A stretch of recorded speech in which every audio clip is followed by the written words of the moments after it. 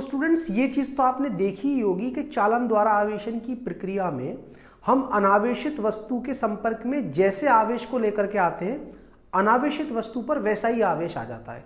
मान लीजिए कि अगर दोनों ही वस्तुएं अनावेशित हों तो हम क्या करेंगे, तो यहां पर दूसरी प्रक्रिया का हम यूज करते हैं, वो है घर्षण द्वारा आवेशन। तो चलिए अब हम ये समझते हैं कि घर्षण द्वारा आवेशन की प्रक्रिया में हम वस्तु को किस तरह से आवेशित करते हैं। इसमें हमें करना क्या है, दो अनावेशित वस्तुओं को जब हम एक दूसरे से रगड़ते हैं तो रगड़ने पर होता क्या है कि इलेक्ट्रॉन एक वस्तु से दूसरी वस्तु में स्थानांतरित हो जाते हैं, और इलेक्ट्रॉन के स्थानांतरित हो जाने की वजह से दोनों वस्तुओं पर विपरीत प्रकृति का आवेश उत्पन्न हो जाता है। किस तरह से वो मैं आपको समझा देता हूं। यह है मेरे पास पहली उदासीन वस्तु और यह है मेरे पास दूसरी उदासीन वस्तु। अभी इन दोनों पर आवेश जीरो है। आवेश जीरो है मतलब जितना धनावेश है उतना ही ऋणावेश है। धनावेश किसकी वजह से होगा, प्रोटॉन्स की वजह से, जो कि कहां है, नाभिक के अंदर, वो तो बाहर ही नहीं निकल कर आ सकते। तो स्थानांतरण किसका होगा, नाभिक के चारों तरफ अपनी कक्षाओं में घूमते हुए इलेक्ट्रॉन्स का। तो जब मैं इन दोनों वस्तुओं को आपस में रगड़ूंगा तो रगड़ने पर मैं मान लेता हूं उस पहली वाली वस्तु से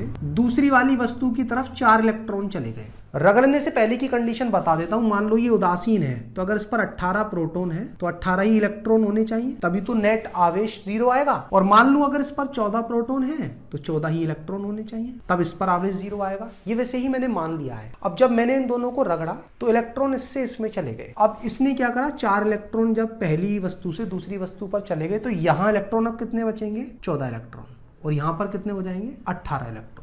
अब आप ध्यान से देखना कि 18 प्रोटॉन का चार्ज कितना होता है, एक का मैंने बताया था प्लस का ई, तो 18 का हो जाएगा प्लस का 18 ई। 14 इलेक्ट्रॉन का चार्ज एक का था माइनस का ई, 14 का कितना हो जाएगा, माइनस का 14 ई। और अगर आप दोनों को जोड़ोगे तो उस पर नेट आवेश कितना आ जाएगा, प्लस का 4 ई। तो आप देख पा रहे होंगे कि जिस वस्तु से इलेक्ट्रॉन गए उस पर कैसा आया, धनावेश। यहां आप देखोगे 14 प्रोटॉन का आवेश प्लस का 14 ई, 18 इलेक्ट्रॉन का आवेश अब कितना होगा, माइनस का 18 ई। तो उस पर कितना चार्ज आ जाएगा, माइनस का 4 ई। और जिसने वो इलेक्ट्रॉन लिए उस पर कैसा आवेश आता है, ऋणावेश। तो ये वाली प्रक्रिया कब काम करती है, जब आपके पास दोनों ही वस्तु अनावेशित है। तो पहला सवाल मैंने क्या सेलेक्ट किया है कि जब हम दो वस्तुओं को आपस में रगड़ते हैं तो वस्तुएं आवेशित या वैद्युत में हो जाती हैं। कौन सी वस्तु ऋणावेशित होगी और दोनों वस्तुओं में से किस वस्तु पर अधिक आवेश होगा।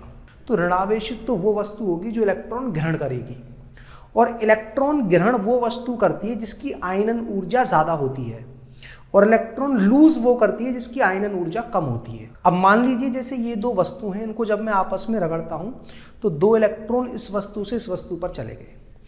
तो इस वस्तु पर शुरुआत में क्या होगा, जब ये अनावेशित थी, जितने प्रोटॉन्स थे उतने ही इलेक्ट्रॉन होंगे। अगर 18 प्रोटॉन है तो 18 इलेक्ट्रॉन, तभी तो इस वस्तु पर नेट आवेश क्या आएगा, जीरो। अब 2 इलेक्ट्रॉन जाने से कितने हो जा रहे थे वो इलेक्ट्रॉन, 16। अब 16 इलेक्ट्रॉन 16 प्रोटॉन से तो कैंसिल हो जाएंगे, मगर 2 प्रोटॉन्स का आवेश तो अभी बचेगा। कितना होगा, एक का अगर प्लस ई है तो 2 का हो जाएगा प्लस का 2 ई। यहां दूसरी वस्तु ने उन इलेक्ट्रॉन्स को ग्रहण किया।